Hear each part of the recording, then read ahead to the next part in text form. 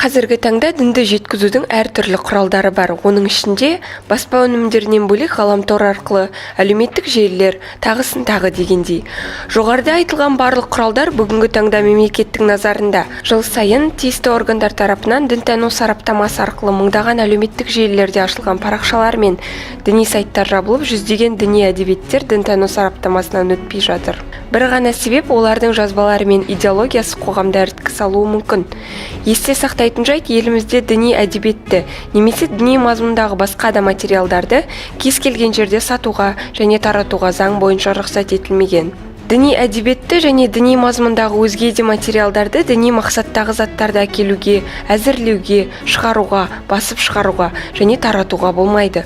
Бұл Қазақстан Республикасы әкімшілік құқық бұзушылық туралы кодексінің 490 бабы. Олай болмағанда әкімшілік жауапкершілікке тартылып, жеке тұлғаларға 50, заңды тұлғаларға 200 айлық есептік көрсеткіш мөлшерінде айыппұл салуға әкеп соғады. Қазақстан Республикасының 2011 жылғы 11 қазандағы діни қызмет және діни бірлестіктер туралы заңының 9 бабында діни әдебиетті, діни мазмұндағы өзге ақпараттық материалдарды, дінге қатысты құралдарды тек қана ғибадат үйлерінде, діни білім беру мекемелерінде, сонымен қатар облыс, республикалық маңызды қалалардың, Астананың, жергілікті атқару органдары бекіткен арнайы стационарлық үй-жайларында таратуға болады делінген.